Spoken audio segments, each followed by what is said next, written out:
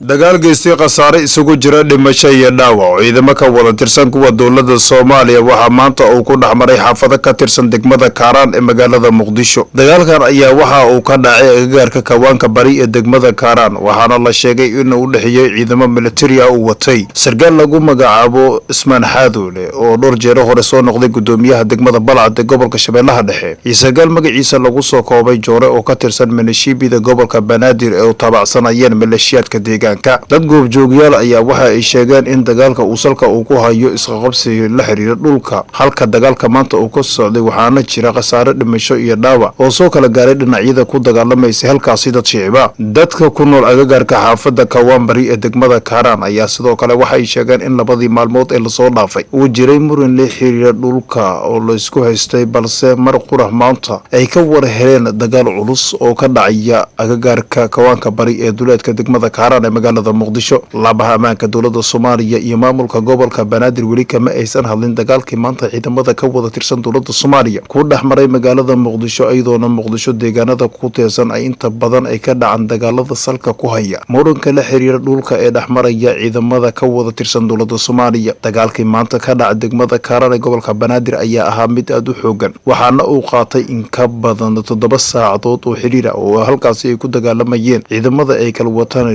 Joore iyo Ismaan Xaadoole oo dhamaantooda ka tirsan dowladda Soomaaliya. dagaalka ayaa u muuqday mid la isku laabtay isla markaana marka kale qof la riixay ayaa haddana waxaa jira khasaare ka dhashay dagaalkaasi. ma ahan markii ugu horeysay dagaal ciidankani ay ka dhacaan degmada Kaaraan ee gobolka Banaadir kaas oo la xiriira isqabqabsi la xiriira dhulka. dadka ku nool inta badan xaafadihii saaka lagu dagaalamay ayaa guryahooda isaga hayaamay kadib markii ay u adkeysan waayeen rasaasta ay isweydaarsanayeen labada dhinac ee ku dagaalamaysa gacan ku haynta wadada laamiga ah ee Miranayo ee dhanka xeebta degmada Kaaraan ee gobolka Banaadir. xilliga dagaalku u soconaya ayaa la xaqiijiyay in xarunta degmada Kaaraan ee gobolka Banaadir uu ku sugnaa gudoomiyaha maamulka gobolka Banaadir ahna duqa caasimada Muqdisho Cumar Maxamuud Maxamed Cumar Finish oo isku dayay inuu joojiyo dagaalka balse aysan u suuragelin. muddooyinkii ugu dambeeyay ayaa deegaano iyo degmooyinka tirsan gobolka Banaadir waxaa ka dhacay dagaalo la xiriira dhanka dhulka kaas oo saameyn badan ay ku yeelanayeen ciidamada ka wada tirsan kuwa dowladda Soomaaliya.